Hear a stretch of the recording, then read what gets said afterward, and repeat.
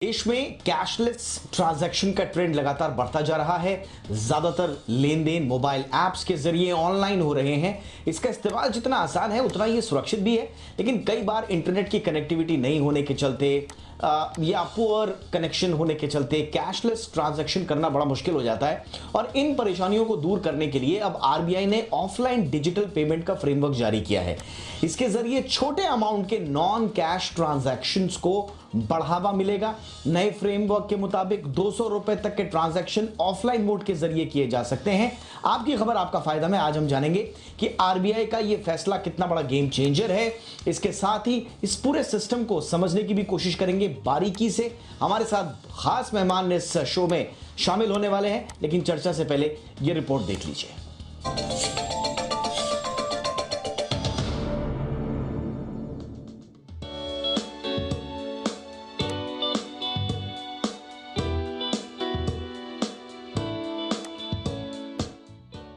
Digitisation के दौर में ऑनलाइन पेमेंट्स की अहमियत दिनों दिन बढ़ती जा रही है। अगर आपके पास मोबाइल ना हो ऑनलाइन पेमेंट के लिए, अगर आपके फोन में इंटरनेट ना हो, तो आप कई बार लाचार महसूस करने लगते हैं। कोई भी सामान खरीदना हो, आप तुरंत अपना मोबाइल निकालते हैं और चंद सेकंड में यूपीआई के जरिए पेमेंट कर देते हैं। न कैश निकालने का झंझट और ना ही छुट्टे पैसे की टेंशन। या कई बार आप किसी रिमोट एरिया में चले जाते हैं तो वहां पर इंटरनेट नहीं होने की वजह से आप ट्रांजैक्शन नहीं कर पाते। लेकिन अब ऐसा नहीं होगा, क्योंकि अब आप ऑफलाइन ट्रांजैक्शन भी कर सकते हैं। रिजर्व बैंक ऑफ इंडिया ने ऑफलाइन डिजिटल पेमेंट का फ्रेमवर्क जारी किया है, यानी बिना इंटरनेट कनेक्टिविटी के भी 200 रुपए तक के ट्रांजैक्शन ऑफलाइन मोड के जरिए किए जा सकेंगे। वॉलेट में ऑफलाइन मोड में पैसे रखने की लिमिट भी 2000 रुपए तय की गई है। डिजिटल ट्रांजैक्शन होते ही इसका मैसेज भी लेन देन करने वालों को मिल जाएगा। वहीं ट्रांजैक्शन से जुड़ी कोई भी शिकायत अगर होती है तो आप रिजर्व बैंक के इंटीग्रेटेड ओम्बुड्समैन से कर सकेंगे। आरबीआई के मुताबिक ऑफलाइन पेमेंट के लिए कस्टमर अलग अलग माध्यमों जैसे कार्ड, मोबाइल वॉलेट या मोबाइल डिवाइस का इस्तेमाल कर सकते हैं। ऑफलाइन पेमेंट हमेशा आमने सामने यानी फेस टू फेस होगा। इसमें इंटरनेट कनेक्टिविटी की जरूरत नहीं है। रिजर्व बैंक के मुताबिक नए सिस्टम का हिस्सा बनने के इच्छुक ऑथराइज्ड पेमेंट सिस्टम ऑपरेटर्स और पेमेंट सिस्टम पार्टिसिपेंट्स को आरबीआई नियमों का पालन करना जरूरी होगा। अब सवाल यह होता है कि ऑफलाइन ट्रांजैक्शन की जरूरत आखिर क्यों पड़ी। दरअसल आरबीआई ने डिजिटल पेमेंट को बढ़ावा देने के लिए पायलट प्रोजेक्ट की शुरुआत की थी, जिसमें रिजर्व बैंक ने ट्रांजैक्शन के लिए 200 रुपए की अपर लिमिट तय की थी, यानी 200 रुपए तक के ट्रांजैक्शन के लिए इंटरनेट की जरूरत नहीं होगी। आरबीआई ने सबसे पहले कुछ निकायों के साथ सितंबर 2020 से जुलाई 2021 के दौरान टेस्टिंग की, एक पायलट प्रोजेक्ट के रूप में। और पायलट प्रोजेक्ट की सफलता के बाद अब आरबीआई ने इसे लागू करने का फैसला किया है। ऑनलाइन डिजिटल पेमेंट के मामले में भारत ने काफी तरक्की की है। 2021 में 4300 करोड़ से ज्यादा ट्रांजैक्शन डिजिटल तरीके से किए गए, जबकि 2020 में यह आंकड़ा 3400 करोड़ था। साल 2019 में 2300 करोड़, साल 2018 में सिर्फ 1400 करोड़ ट्रांजैक्शन थे। यही नहीं, रियल टाइम पेमेंट के मामले में तो भारत नंबर 1 है। लेकिन ऑनलाइन में जबरदस्त क्रांति के बावजूद देश में इंटरनेट पेनिट्रेशन अभी इतना नहीं है कि छोटे कस्बों और गांवों में लोग आसानी से डिजिटल पेमेंट कर सकें। बड़े शहरों में भी इंटरनेट स्पीड को लेकर कई समस्याएं हैं। वर्ल्ड बैंक के 2019 के आंकड़ों के मुताबिक भारत में सिर्फ 41% लोगों तक ही इंटरनेट की पहुंच है। लिहाजा आरबीआई डिजिटाइजेशन के साथ साथ कैशलेस इकोनॉमी को बढ़ावा देने के लिए ऑफलाइन मोड में पेमेंट की एक बड़ी शुरुआत कर रहा है। आरबीआई ने ऑफलाइन पेमेंट सिस्टम्स के विचार को 2019-21 के अपने विजन डॉक्यूमेंट में भी शामिल किया था। ब्यूरो रिपोर्ट, जी मीडिया। तो इसे इसीलिए कहा जा रहा है भारत की ऑफलाइन क्रांति। लेकिन इसके मायने क्या हैं और आम लोगों से किस तरह से सब्जेक्ट जुड़ा हुआ है, ये आरबीआई का फैसला जुड़ा हुआ है, इस पर बातचीत करने के लिए इस वक्त दो खास मेहमान हमारे साथ जुड़ चुके हैं। हमारे साथ हैं नवीन सूर्या साहब, जो कि चेयरमैन है फिनटेक कन्वर्जेंस काउंसिल के। नवीन जी, बहुत बहुत स्वागत है हमारे शो पर आपका। हमारे साथ हैं संजीव पांडे साहब, जो कि को फाउंडर हैं ई रूट टेक्नोलॉजीज के। बहुत बहुत स्वागत है संजीव जी हमारे शो पर आपका भी। संजीव जी, आपसे ही चर्चा की शुरुआत में करना चाहूंगा, क्योंकि मुझे ये जानकारी दी गई है कि आरबीआई ने जो पायलट प्रोजेक्ट 2020 में शुरू किया था वो आपकी कंपनी के साथ मिलकर शुरू किया था और आपने ग्राउंड में इसे बेसिकली साकार करके दिखाया है इस पूरे आइडिया को। आइडिया क्या है सर ये ऑफलाइन पेमेंट का, और ये कैसे गेम चेंजर साबित होगा?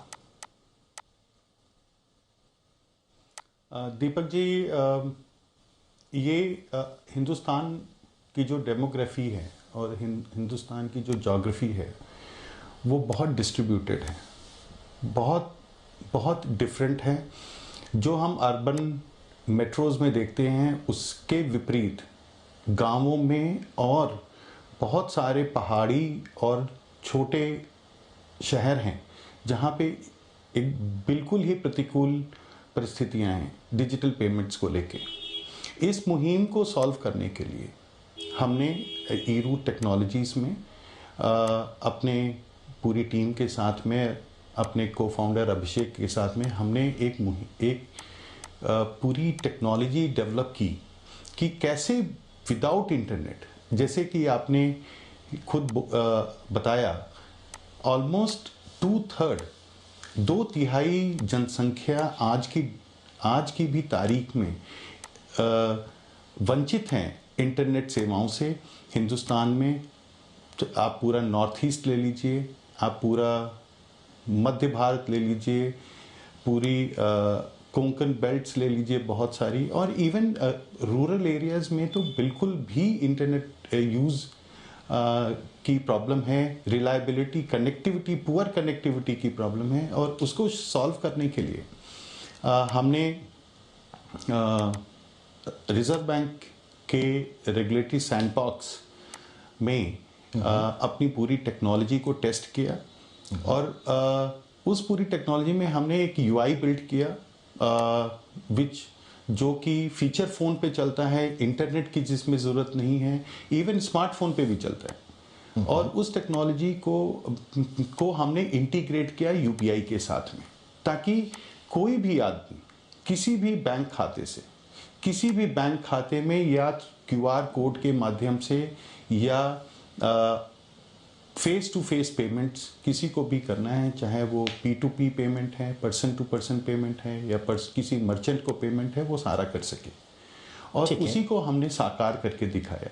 ऑलराइट, ठीक है सर। एक जो बड़ी बात है जो हमने अपने रिपोर्ट में भी जिसका जिक्र किया है, इनफैक्ट आपने भी उसका जिक्र किया है, वो ये है कि जहां पर इंटरनेट पेनिट्रेशन नहीं है, देखिए बड़े शहरों में तो लो कनेक्टिविटी, पुअर कनेक्टिविटी का इश्यू रहता है, लेकिन कहीं पर तो इंटरनेट ही नहीं है। तो वहां पर इस तरह के ट्रांजैक्शंस को लेकर खास तौर से जो इंटरनेट वाले एरियाज में रहने के बाद रिमोट एरियाज में चले जाते हैं, वहां पर पेमेंट की प्रॉब्लम फंस जाती है, वहां पर एक इशू हो जाता है। तो उनके लिए एक बड़ा एक गेम चेंजर साबित हो सकता है। दूसरा, जिसका हमने रिपोर्ट में भी जिक्र किया, कि कैशलेस इकोनॉमी की तरफ ऑनलाइन तो बढ़ ही रहा है, उसने तो मदद की है कैशलेस इकोनॉमी में, लेकिन ऑफलाइन भी थोड़ा सहयोग दे, इसके लिए ये बड़ा इंपॉर्टेंट कदम होगा। नवीन सूर्या साहब हमारे साथ हैं, चेयरमैन फिनटेक कन्वर्जेंस काउंसिल के। नवीन सर, आप किस तरह से देखते हैं इस फैसले को, और जो कैप रखा गया है 200 रुपए का इनिशियल कैप है, आप देखते हैं क्या भविष्य में अभी स्मॉल पेमेंट्स के लिए अगर ये ठीक ठाक चला आगे तो इसको बढ़ाया जा सकता है या इतना ही ठीक रहेगा? दीपक जी, सेकंड क्वेश्चन पे मैं आता हूं, पहले फर्स्ट क्वेश्चन की बात करते हैं। जैसे आपकी खुद की रिपोर्ट ने बोला कि इंडिया में अभी काफी सारी जगह है जहाँ पे कनेक्टिविटी नहीं है, लेकिन उसी के साथ ये भी एक डेटा देखना होगा कि अभी भी काफी सारी फिजिकल कैश में ट्रांजैक्शन होती है, करीब 60% के आसपास। और उस ट्रांजैक्शन में, उस तरह की ट्रांजैक्शंस में करीब ऑलमोस्ट जो है 30 से 40% ट्रांजैक्शन जो है वो 200 रुपए से नीचे होती है। और इवन एक बीच में रिसेंटली डेटा आया था इवन यूपीआई का, कि उसमें काफी फेलियर्स हो रहे हैं, लेकिन साथ साथ में बहुत सारी ट्रांजैक्शन 200 रुपए से कम में है। तो अगर आप ये सारा डेटा देखें और अगर पता कर रहे हैं कि जो छोटी छोटी ट्रांजैक्शन है, चाहे वो रूरल एरिया में हो रही हो, चाहे वो अर्बन एरिया में हो रही हो, अगर अभी जो प्रोसेस है जिसके अंदर की आपका जो डेटा है जो एक सेंट्रल सर्वर पे पड़ा हुआ है, उसको आपका जो अमाउंट और ट्रांजैक्शन ऑथेंटिकेट करने के लिए ट्रांजैक्शन को वहां तक जाके कंफर्म होके वापस मर्चेंट के पास आना है, और जब तक वो नहीं होता है तब तक ट्रांजैक्शन कंप्लीट नहीं होता है। तो उसके कारण काफी सारी दिक्कतें आती है और छोटे ट्रांजैक्शन में टाइम भी ज्यादा लगता है। तो इसको सबको भी ध्यान में रखते हुए ये फैसिलिटी की है। जैसे अगर आप देखेंगे, आपका ऑलरेडी एक्सपीरियंस होगा, मेट्रो ट्रेन में जब आप सफर करते हो तो उसका पास होता है या उसका एक स्पेशल टोकन होता है जिसको आपने टच किया और निकल गए। सेम वे जैसे आपने देखा होगा, टोल पे काफी सारे टैग्स वगैरह लगे हुए हैं, आजकल तो आप ड्राइवरलेस लेन्स भी होती है ग्लोबली, लोकली। तो ये सारी फैसिलिटी जो है उसमें टेक्नोलॉजी जो है सारी ऑफलाइन के बेसिस पे चलती है, और उसमें ट्रांजैक्शन फेलियर कम है, एक्सपीरियंस कैश से भी ज्यादा अच्छा है। तो अगर आप ये सारी चीजें देखें तो ये एक टेक्नोलॉजी की बहुत टाइम से जरूरत थी, जिसको आरबीआई की अभी सैंक्टिटी मिल गई है इस सैंडबॉक्स आने के बाद में।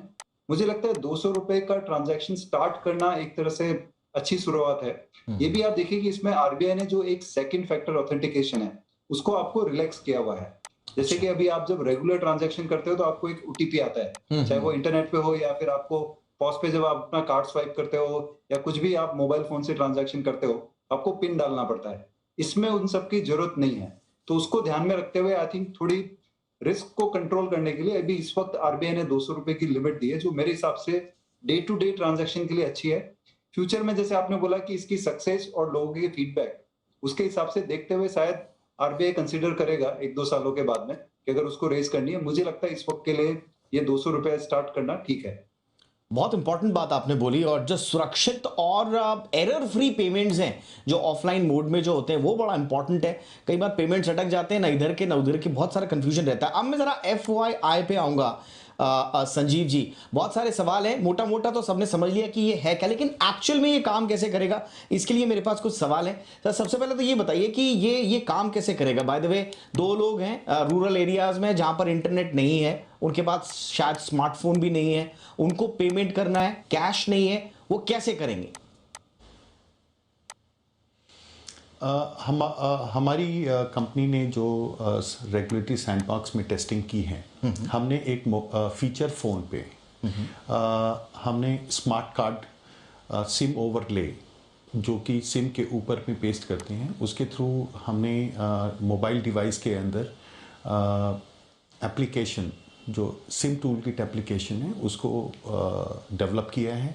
और वो जो सिम टूल किट एप्लीकेशन है उसके माध्यम से, वो बहुत ही स्टेबल एप्लीकेशन है, उसके माध्यम से किसी भी तरीके के मोबाइल ऐप ट्रांजैक्शंस किए जाते हैं। बहुत ही इजी टू यूज़ है क्योंकि वो मेन्यू बेस्ड यूज़ है। अगर आपको याद होगा नोकिया के टाइम पे एसटीके ऐप्स होते थे, जैसे स्नेक एंड लैडर गेम्स होते थे, तो सारे एसटीके ऐप्स होते थे। उस चीज को हमने डेवलप किया है इनोवेटिव तरीके से। अच्छा, संजीव जी माफ कीजिएगा, मैं आपको टोकता भी रहूंगा बीच बीच में, क्योंकि बहुत सारे सवाल मुझे आपसे पूछने भी हैं। क्या इसके लिए कोई ऐप पहले डाउनलोड करना पड़ेगा ऑनलाइन माध्यम से? नहीं, इसके लिए दीपक जी, इसके लिए ऐप डाउनलोड नहीं करना पड़ता है। ठीक है, हमने इसका पूरा डिस्ट्रीब्यूशन मैकेनिज्म बनाया है। ओके। आज के दिन में हर आदमी के पास बैंक खाता है। 80 to 90% पॉपुलेशन, जनसंख्या के पास में बैंक खाता है। हमने बैंकों के थ्रू पूरी डिस्ट्रीब्यूशन बनाई है। आदमी अपने नियरेस्ट ब्रांच में जा कर के, आरबीआई हमें उसमें सपोर्ट कर रहा है, अपने नियरेस्ट ब्रांच में जा कर के या अपने मित्र जो बैंक मित्र होते हैं, जिन्हें हम बैंकिंग करेस्पॉन्डेंट्स भी कहते हैं, उनके पास जा कर के वो स्मार्ट कार्ड ले सकते हैं। वो 1 टाइम होता है, उसको आप सिम पे, उसमें एम्बेडेड सॉफ्टवेयर एम्बेड होता है, उसको आप जैसे ही अपने सिम में लगा करके इंसर्ट करते हैं अपने मोबाइल डिवाइस में, एप्लीकेशन अपने आप वर्क करने लगता है। ये किस तरह का कार्ड है सर? संजीव जी, अलग से कार्ड आता है, सिम कार्ड जैसा कार्ड है या कोई दूसरा कार्ड है? ये सिम ओवरले कार्ड है। SIM overlay card, okay. SIM की तरह ही होता है, सिम ओवरले के ऊपर कार्ड है जी। ओके, तो यानी कि आप ये और जैसे कि आरबीआई ने इसको मंजूरी दे दी है, तो अब आप कह रहे हैं कि सारे बैंक इससे जुड़ गए हैं, तो कोई भी व्यक्ति जो रूरल इलाके में या कहीं पे भी है, वो अपने बैंक, नियरेस्ट बैंक जाकर बैंक मित्र से मिलके ये कार्ड ले सकता है। ये अवेलेबल कब से होंगे संजीव जी?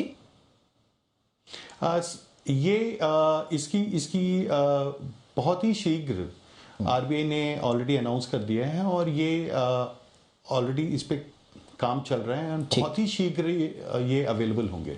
अच्छा, अब मैंने वो कार्ड अपने इंसर्ट कर लिया है, अब मेरे को इंटरनेट की आवश्यकता नहीं है, लेकिन जैसा कि हम रिपोर्ट में और बता रहे थे, और जो आरबीआई की तरफ से जानकारी जो आई है कि आप एक वॉलेट की तरह 2000 रुपए उसमें रख सकते हैं। एम आई राइट सर?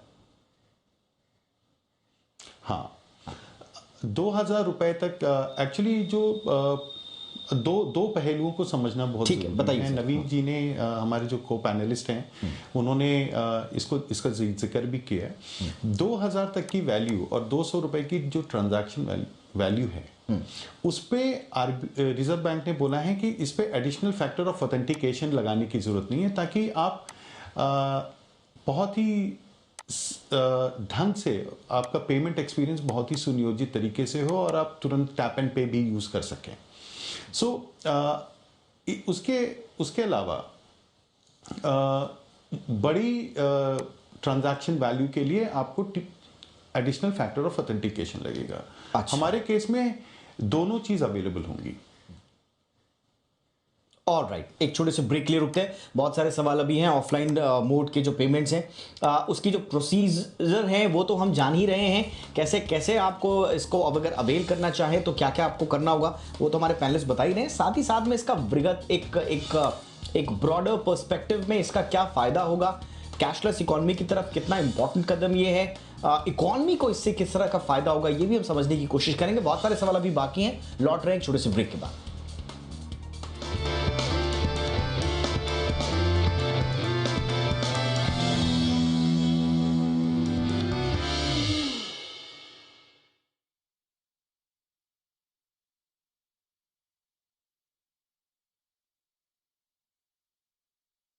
के अलावा इससे पहले भी हमारे पास बहुत सारे मेथड्स थे, टेक्नोलॉजीज थी जिसमें हम ऑफलाइन पेमेंट कर सकते थे। बहुत चर्चित एक एनएफसी पेमेंट है, थोड़ा समझना चाहेंगे इसमें अंतर क्या है। एनएफसी जो कि नियर फील्ड कम्युनिकेशन कहा जाता है, क्या ये सिमिलर टू एनएफसी है? इसके अलावा एक और था जिसमें *999# हम करते थे, मुझे याद है बहुत साल पहले आता था। इसको इस फैसिलिटी को NUUP के यानी कि नेशनल यूनिफाइड USSD प्लेटफॉर्म के तहत शायद शुरू किया गया था। अगर इंटरनेट नहीं है आपके पास तो SMS टू SMS कर ले। ये फिर ब्लूटूथ टेक्नोलॉजी भी है। इन टेक्नोलॉजी से कैसे ये अलग है सर? देखिए, ये इनसे किसी से भी अलग नहीं है। ये टेक्नोलॉजी इनमें से किसी के ऊपर भी बेस्ड हो सकती है। आरबीआई ने टेक्नोलॉजी के ऊपर कोई रिस्ट्रिक्शन या कमेंट नहीं किया है। अच्छा। उन्होंने बोला है कि एज लॉन्ग एज ट्रांजैक्शन जो है वो ये फ्रेमवर्क में हो और जिसमें इंटरनेट और मोबाइल कनेक्टिविटी की डिपेंडेंसी ना हो, तो वो वाला ट्रांजैक्शन आप 200 रुपए तक बिना कोई ओटीपी, 2000 रुपए तक का बैलेंस ऑफलाइन आप अकाउंट में स्टोर करें या वॉलेट में स्टोर करें, उससे आप कहीं पे भी यूज कर सकते हैं। तो टेक्नोलॉजीज अभी आपके प्लेयर्स के ऊपर है, वो एनएफसी यूज करना चाहे। जैसे अगर आप देखें टैप एंड पे अगर आप यूज करते हैं अपना क्रेडिट कार्ड, तो वो एनएफसी पे बेस्ड होता है। स्मार्टफोन्स में अगर देखें तो एनएफसी होती है, तो उससे आप टैप एंड फोन टैप करके भी आप ट्रांजैक्शन कर सकते हैं।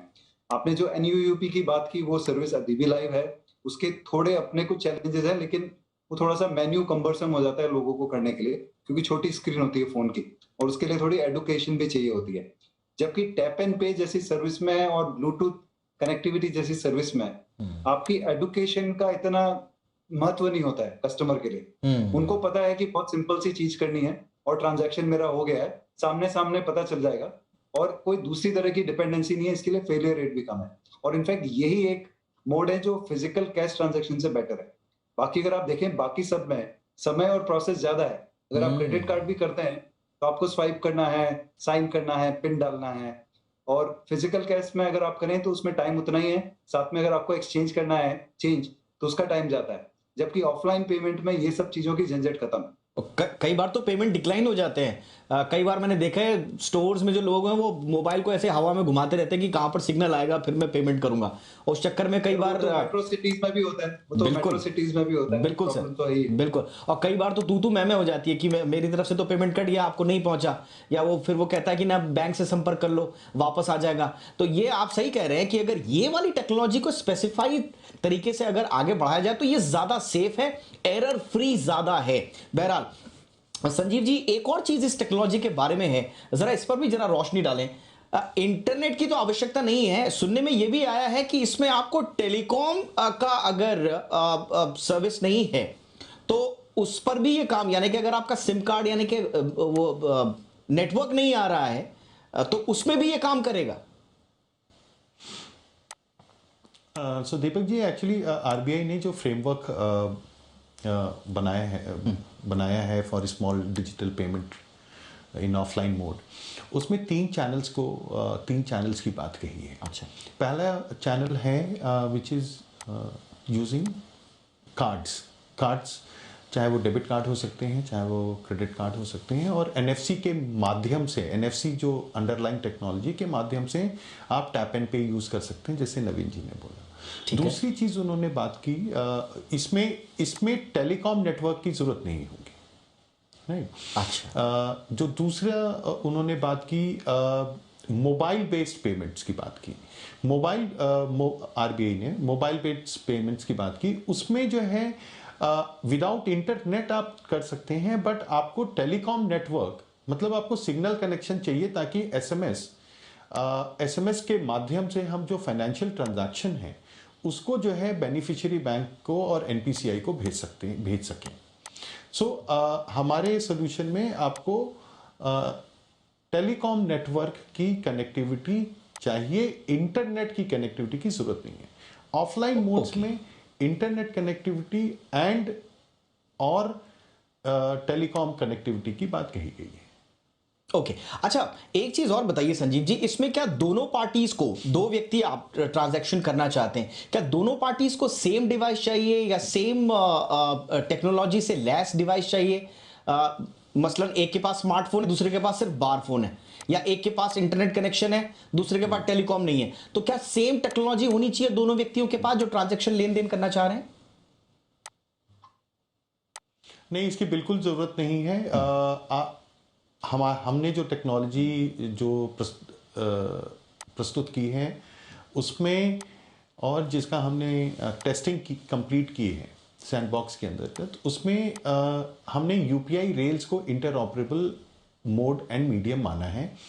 इस केस में आपके पास स्मार्टफोन भी हो सकता है विदाउट इंटरनेट कनेक्टेड, आपके पास फीचर फोन भी हो सकता है विदाउट इंटरनेट कनेक्टिविटी, और आप उसके माध्यम से, आप चाहे आपका कोई भी बैंक हो, आप वहाँ से उससे पैसे ला सकते हैं, और आप किसी को भी पेमेंट कर सकते हैं। किसी भी, जैसे कोई चाय वाला है, उसने क्यूआर कोड लगा रखा है, तो आप उसके क्यूआर कोड को, स्मार्टफोन जब ऑनलाइन होता है तो हम क्या करते हैं, हम उसको स्कैन करते हैं। यहाँ पे स्कैन ना करने के बजाय हमें उसका मोबाइल नंबर डालना है, और मोबाइल नंबर डालते ही उस विक्रेता को पेमेंट चला जाता है। इसको और सरल बना दिया गया है, इजी बना दिया गया है।